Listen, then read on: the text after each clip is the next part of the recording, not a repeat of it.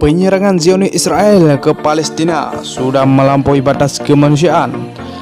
Darut Donya Aceh mengancam keras agresi Israel di Palestina dan meminta PBB menghentikan agresi yang sudah di luar peri kemanusiaan. Begitulah pintaan wanita cantik kelahiran Banda Aceh yang bernama Cut Putri.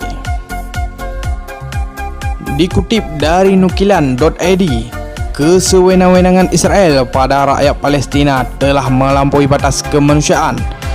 Penyerangan Israel terhadap kedaulatan negara Palestina adalah penjajahan. Ini harus segera dihentikan, kata pimpinan Darut Donya Aceh, Cut Putri, lewat rilis Selasa tanggal 18 bulan 5 2021. Cut Putri yang merupakan ahli Majlis Tertinggi Dunia Melayu Dunia Islam DMDI mengatakan bahawa Darut Donya Aceh dan DMDI mendukung penuh negara Palestina.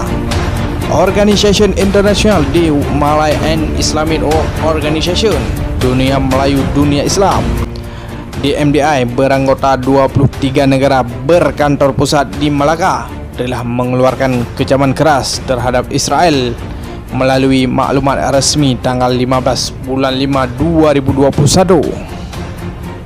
DMDI meminta PBB dan OIC segera bersidang untuk menghentikan kejahatan Israel yang telah melanggar hak asasi manusia, kata Cut Putri. Cut Putri menyebutkan DMDI juga meminta PBB mengirimkan pasukan pengamanan ke Palestina untuk mencegah meluasnya pembunuhan rakyat Palestina. Cut Putri menjelaskan bahawa hubungan Kesultanan Aceh Darussalam dengan Palestina atau Kan'an telah berlangsung sejak ratusan tahun lalu. Sultan Johan Shah, pendiri Kesultanan Aceh Darussalam tahun 1205 Masehi, yang beribu kota di Kampung Pandi, Bandar Aceh Darussalam, memiliki guru militer yang tangguh. Guru militer tersebut adalah ulama terkenal asal Kan'an, Syekh Abdullah, ulama asal Kan'an Palestina.